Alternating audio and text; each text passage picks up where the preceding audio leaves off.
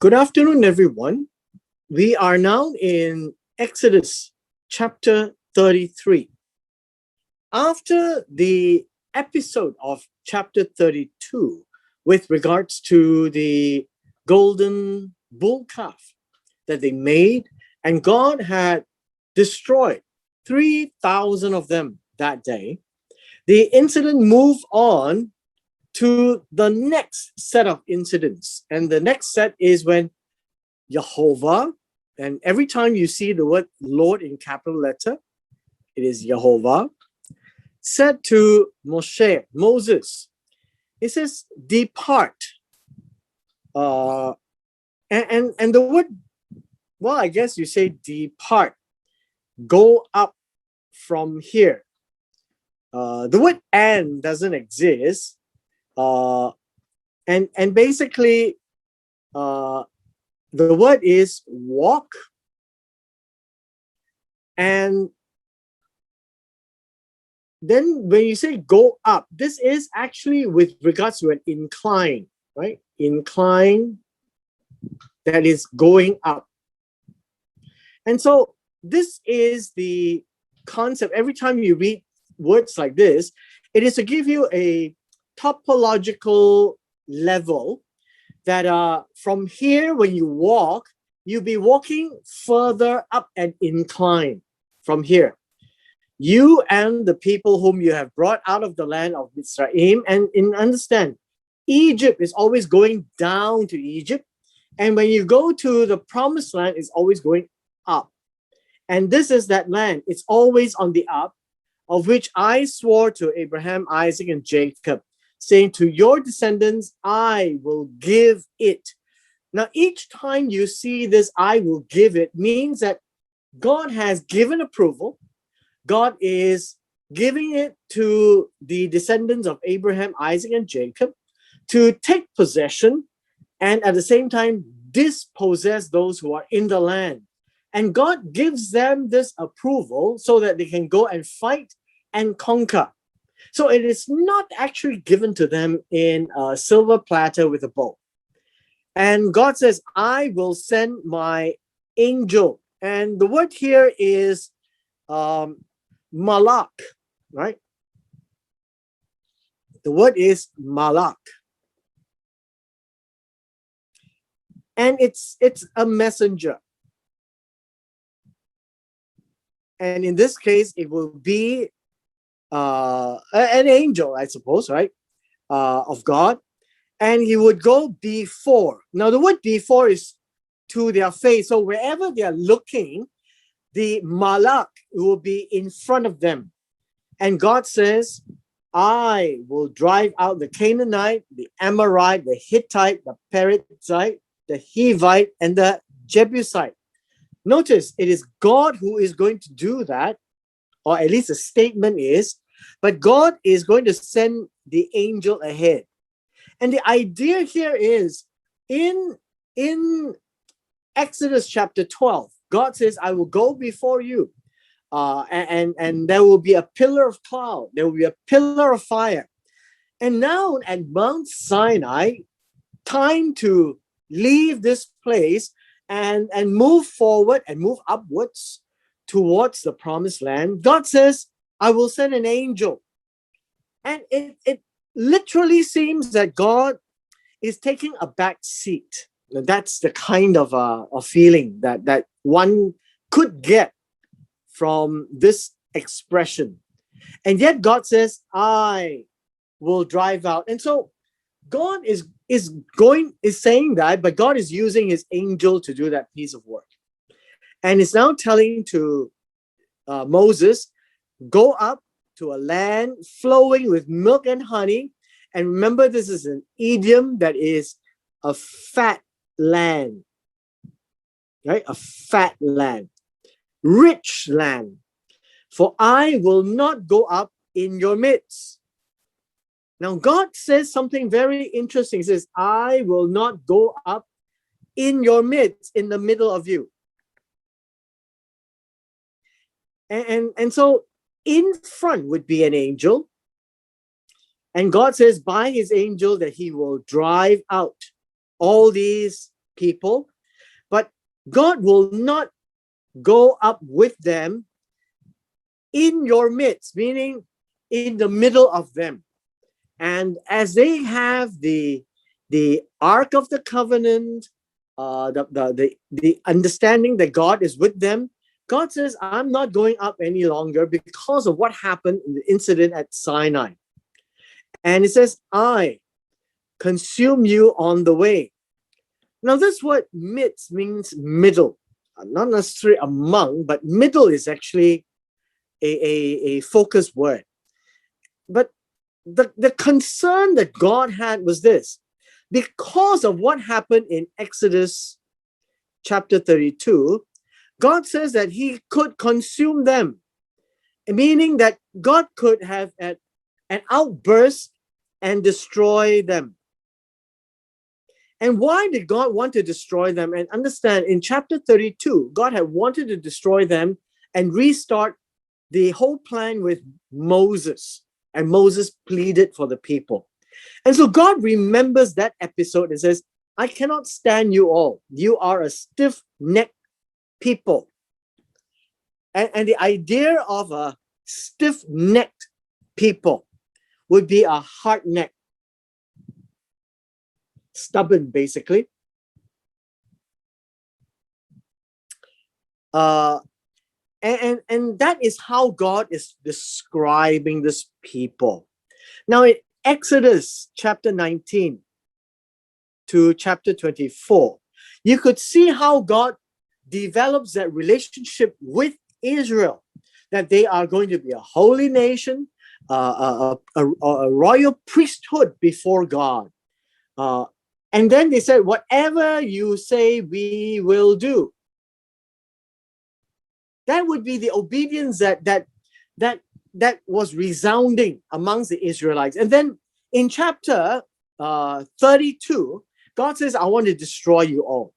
And so not many chapters pass, and that was when Moses was up in Mount Sinai receiving the law.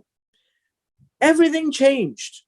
And so it appears that this episode of Exodus 19 appears temporal. That yes, they were emotional, they were anticipating God, and they've seen God at Mount Sinai, and they are so afraid of God. And suddenly in chapter 32, they forgot. And so God says, you are a stiff-necked people. And he says, I am not going to go before you. I am not even going to go in your midst. Now that's very sad. And so this became a sad day. So verse 4 says, when the people heard this bad news. What is the bad news? Do you know the word bad news? It is bad means ra, and it is evil. News is davar, word. And so this is evil word, meaning it is something to them that they don't want to hear. It is essentially things which is not agreeable to them. And when the people heard this, they mourn. Now, this word mourn is a very interesting word. The word mourn literally means to lament. As if somebody died, right? You mourn after someone that you miss. And so they are going to miss God amongst them in the midst, right? And so they are mourning now. They are crying. It says, why God? And because of that, no one put on his ornaments. Now understand, the word ornament really is in the singular. And in this case, it would mean something, how would you say, finery, something that normally you put on a horse for celebration. Could be clothes, could be a cloak, but it is for merriment and celebration. And in this case, they took it off. No one put on, because this is nothing to celebrate. For the Lord had said to Moses, say to the children of Israel, you are a stiff-necked people. And so God is scolding them through Moses. I could have come up into your midst in the middle of the camp in one moment and consume you. And that was what God wanted to do. But God didn't. And so God says, now therefore take off your ornaments. And this means your finery. These are things that they wear for celebration, because it's no longer a celebration. It appears that in some commentary saying that these finery were worn in Exodus 19 and 24, when it says, we will do what you say, God. And they wore that in celebration that they are now married to God, or that would be the kind of a symbolism. And so God says, take it off. I don't want to see them, that I may know what to do with you. So that God says that when I'm angry, I will have my outburst and I will destroy all of you, because I don't want to remember that you have been celebrating the marriage. So the children of Israel stripped themselves of their ornament by Mount Horeb. Now understand, this is also Sinai. And ornament would be in the singular. And so up to verse 6, it is a depiction that God is angry with them. And God is so angry that he's saying, I will send my angel. And God is so angry that God calls them, you are a stiff-necked people. God is so angry that says that I could come in your midst and I would destroy you all. And God says, take off all the ornaments, all the finery. I don't want to see them, because you all are really a pain to me. That would be these 6 verses that God is rebuking them. God is telling them that he's got enough of them. Now in verse 7, Moses took off his tent and pitched it outside the camp, far from the camp, and called it the Tabernacle of Meeting. Now understand this. This is a very interesting thing. So he took his ohel, his own tent, and then he pitched it, he extended it outside. Means the Israelites would be camping here. And then we find Moses camping outside. And that would mean far, right? Far, be far from the camp. So the camp of the Israelites were together. But Moses decided that he is going to be away from them right here. That is the picture that is being positioned. And he calls it the Tabernacle of Meeting. This is a precursor to the Tabernacle of God. But the intent is that this is a Tabernacle of Meeting, and it's meeting with God. Right? And it came to pass that everyone who sought the Lord went out. Why out? Because he was far away. He went out to the Tabernacle of Meeting, which was outside the camp. And so it was, whenever Moses went out of the tabernacle, all the people rose. And each man stood at his tent door and watched Moses until he had gone into the tabernacle. So they can actually see, right? They can actually see Moses walking to the tent of the tabernacle. And so Moses has a tent inside, And Moses pitched another tent that is called the Tabernacle of Meeting. And that would be the beginnings of the Tabernacle of God. And so everyone stood at his tent door, watched Moses walk up all the way. And when he had gone into the tabernacle, which is outside, which is this Tabernacle of Meeting, verse 9, it came to pass when Moses entered the tabernacle, the pillar of cloud descended and stood at the door of the tabernacle, and the Lord talked with Moses. And the word talked here is, it uses the word davar, right? That would be the root word. And there's much to say to Moses. And whenever the people saw the pillar of cloud standing at the tabernacle door, all the people rose and then worshipped. Understand this. The word worship here means bow down all the way to the ground, each man in his tent door. So in one moment,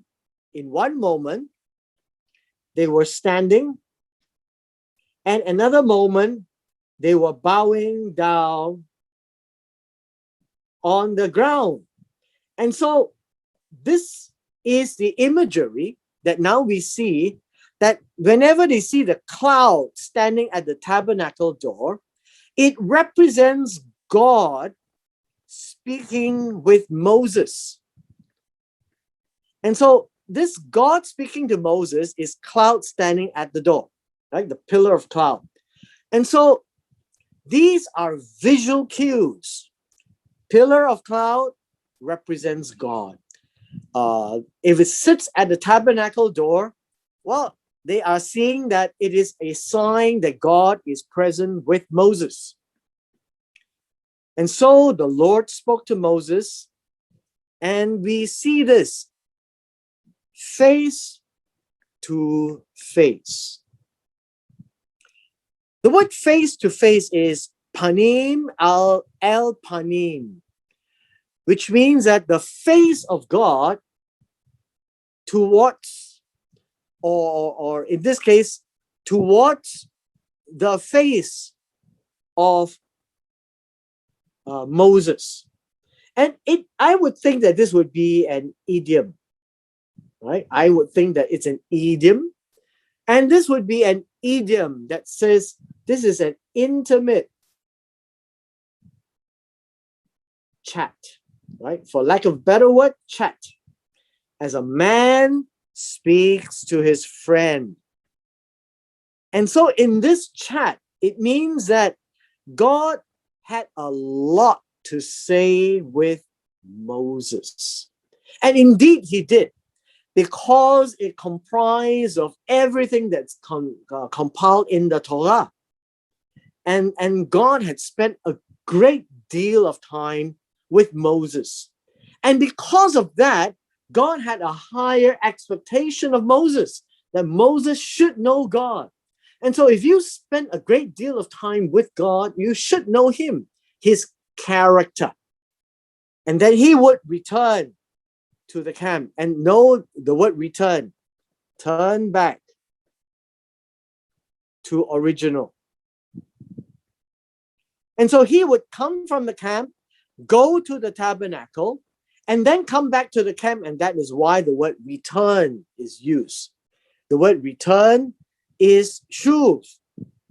But his servant Joshua, the son of Nun, a young man, did not depart from the tabernacle. And so Joshua guards the tabernacle because there's nobody there and it's outside. And so Joshua is watching the camp.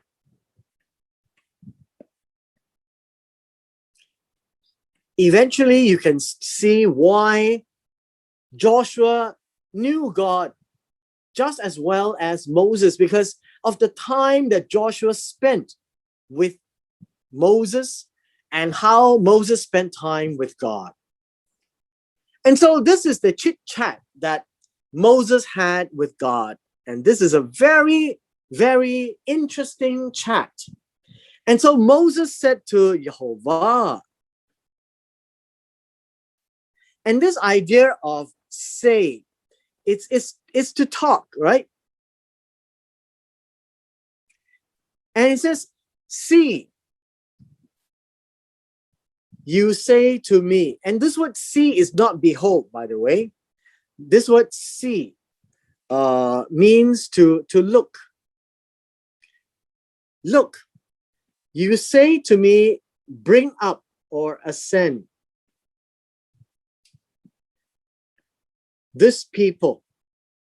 But you have not let me know whom you will send with me. Because God says, I will send a malak, a messenger, and it's translated as angel. And Moses is now thinking, well, if God is not going ahead, who is going ahead? Who is this angel or messenger? And so Moses is asking, yet you have said, I know you by name, and you have also found grace in my sight. Now, this is a very crucial verse to unpack. It says, God, you have said, Jehovah knows you, Moses, by name, by character. It's an intimate relationship, as you can see. Just knowing by name is not just, I know Moses, Moses' name is Moses. That's not what it means. God says, I know you by name. It means literally that I know you by character. How Moses pleaded for the people in chapter 32. How Moses interceded for the people, saying that do not destroy them because it will bring bad repute to God himself.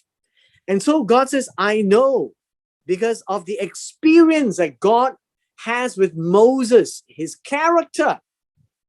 And you have found grace. Now, the word grace is chen.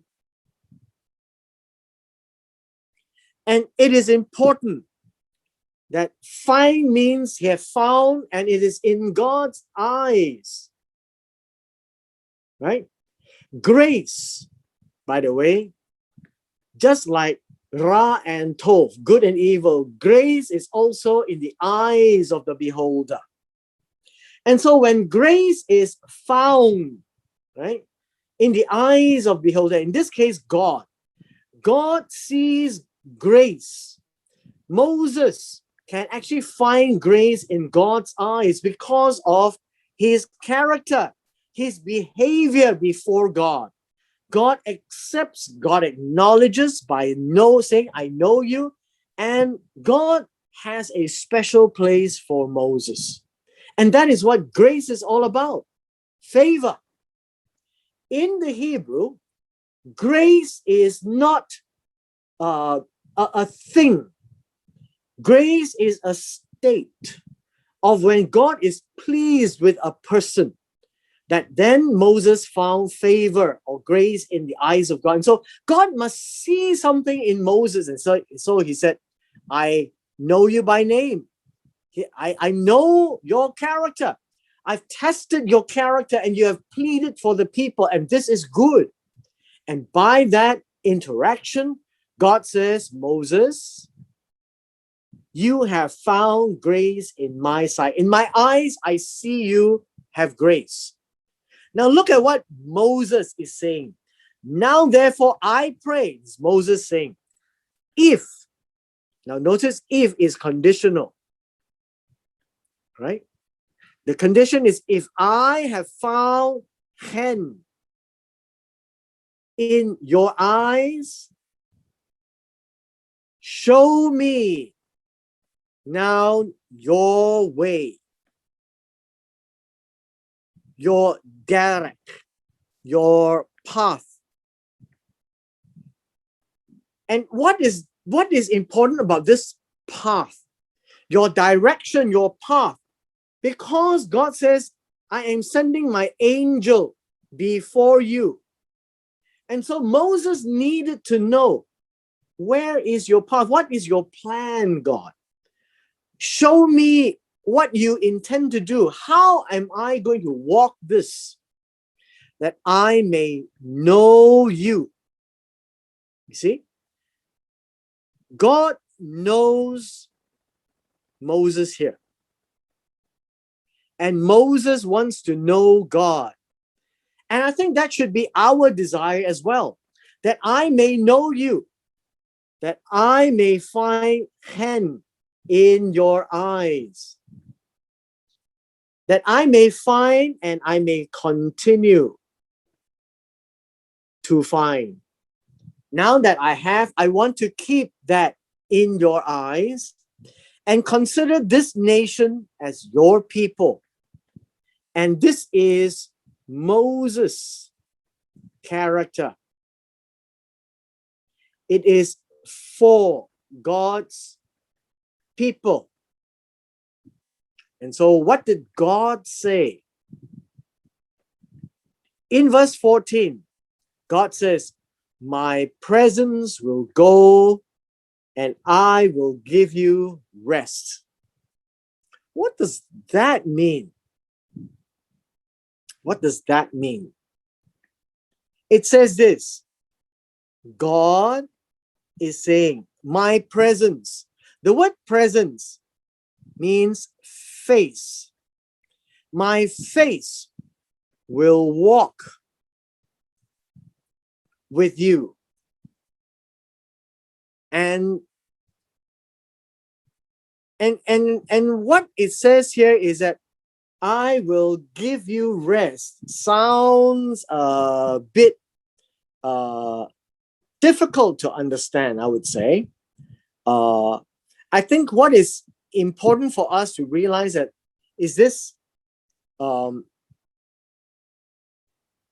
says, I will not depart from this. I will not deny this, right?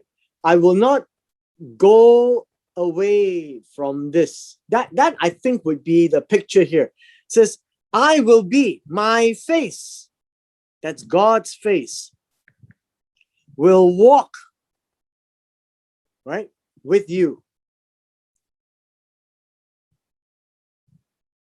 And I will not deny this. I will not deny this presence from you. And this is the special relationship that God has with Moses. Now, remember, this word presence is face, okay? And the face of God is very important. That represents his presence.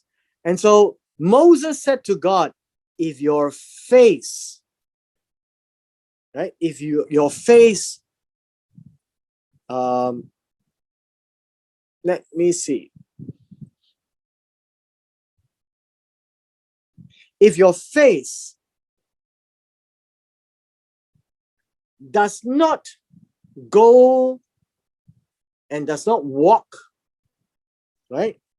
Does not walk, then do not bring us up from here. Do not get us ascending from here. So the idea here is, to Moses, the face of God is important. The presence of God is important. And Moses knows what to say. He says, God, if you don't go with us, then don't bring us. We don't want to go. Because if you're not with us, then everything is going to go haywire. And the presence or the face of God is of particular importance. And that is what Moses knows. For how then will it be known that your people and I have found grace in your eyes? Except you go with us. You see, that you go with us. And this is important. Go together with us. And so when God says, I will send my malak before you, everybody was dejected. And so Moses is now appealing to God. If your face, and I think the word presence is a bit out, but I think face is good. If your people and I have found hand in your eyes, then you must go together with us. That's so important. The grace, finding grace in the eyes of God is key, right? Finding grace in the eyes of God is key. Now Moses had found. What about the people? And so we shall be separate. The idea here is pala, be distinct. The word separate is marked out. Marked out. Okay? Set apart. That we shall be very different, your people and I, from who? From all the people who are upon the face of the land where they are going. That they are going to be people who are different. And this is Adamah. From all the people. And so what is different is that when Jehovah is with the Israelites, then the Israelites are distinctly different from anyone else on the land. That is what Moses knows. That is what Moses knows. Without God, Israel is nothing. And that's how well Moses knows God. Now in verse 17 comes a special request. So the Lord said to Moses, I will also do this thing that you have spoken. Now 17 says this. What is this thing, this davar that you have said? You have found grace in my sight, my eyes. And I know you by name. And again, I want to repeat, this is character. Not just the name Moshe, but the character of Moses. And God says, you have found grace, hand in my eyes. And God says, I know you now. I've seen you, I've tested you, you've pleaded. I like what you do. And God says, okay, I will also do this for you so that I will go with you. That's basically what it is. And then Moses said, please show me your glory. And this is interesting. So it says, I want to see. Let me see your glory. Now, what do you mean your glory? This is really important. This is like splendor. This is like the greatness of God. You know, everything that says that, wow, no, this is God. That kind of a word. And then God said, okay, I will make all my goodness pass before you. Let's break this up.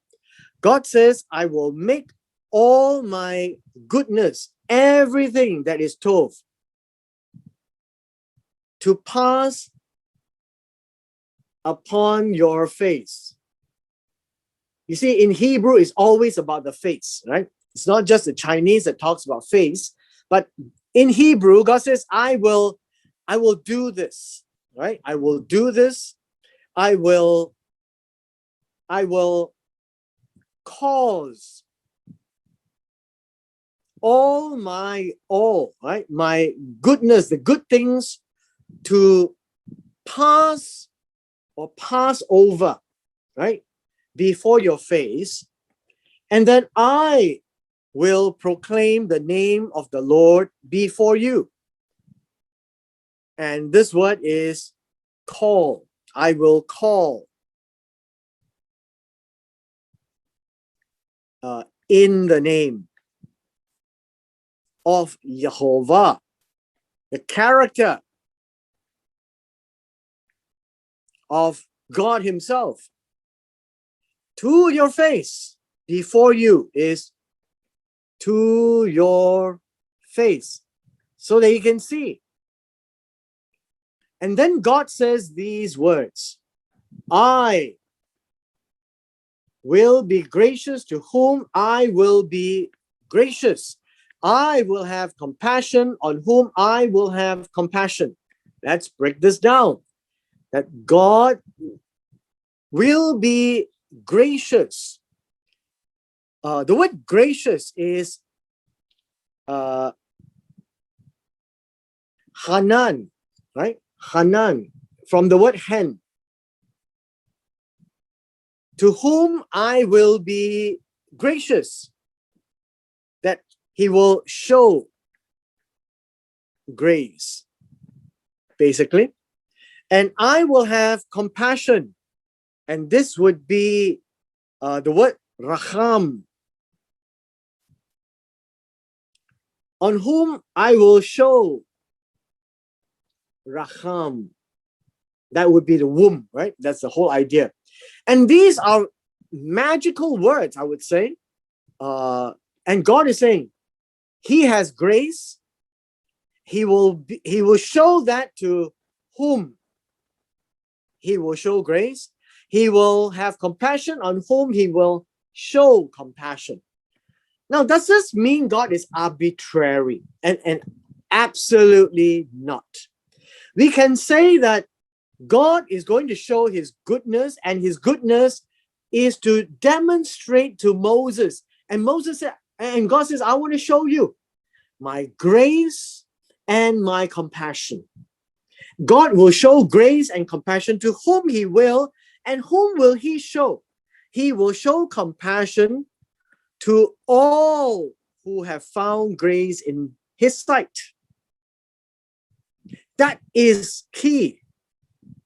God will not show grace and compassion to those who anger God, that they have found anger in his eyes. You can only do that when God has grace in his eyes. And he has grace in his eyes because Moses have found it, and Moses have behaved in a way that God knows his character.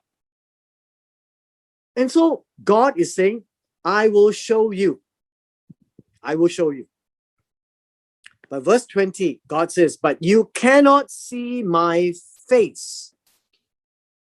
And notice the word is face, which was translated presence before. This is the same word. You cannot see my presence. No man, and by the way, no man is no Adam, and this would be humanity.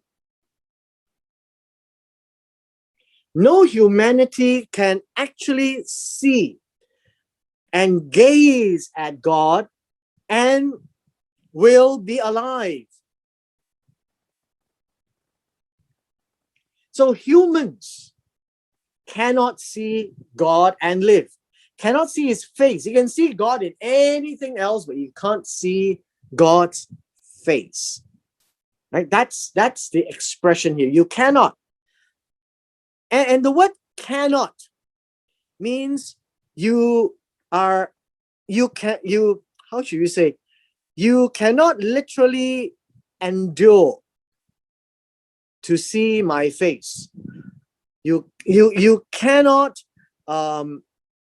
you're not able to see because you will die. And so God is warning Moses, and it's also a reminder You want to see my glory, my splendor? You can see, but you can't see my face. And so the face of God is important. Although God says God is speaking to Moses face to face, that's why I said it's an idiom, that it is a very intimate way of conversing. And there's lots to talk about. And so the Lord said, here is a place by me. In verse 21, the word by me is together with me. It seems that Moses is with God. Now, literally, but not seeing his face, but literally being able to converse with God. And so God says, I will, and you shall stand on the rock. And the rock here would be the cliff, not stand on a piece of boulder, right? And so it shall be when my glory passes by. And the word glory is splendor. When my splendor passes by, God says, I will put you in the cleft of the rock. And the word cleft, or at least in the English, the word cleft is a crevice. Right? It's a crevice. How should you say a hole? Right? A hole in the cliff. And God says, and I will cover you. And the word cover really means to shut in, right? To shut in, to put a screen. What else is to protect? To protect him with my hand. And so you notice the word hand in this case is the hollow of the hand. That would be the palm. And so this is not God's hand, obviously. I think it's a euphemism. That God says, when I pass over you, I will put my hand to cover you, to protect you, so that my glory of the face of God, that because you cannot see my face, and incidentally, the Jews call the face of God the Shekinah. And so you cannot see the face of God, and God will protect you first. And so when God passes by, and then I will take my hand away.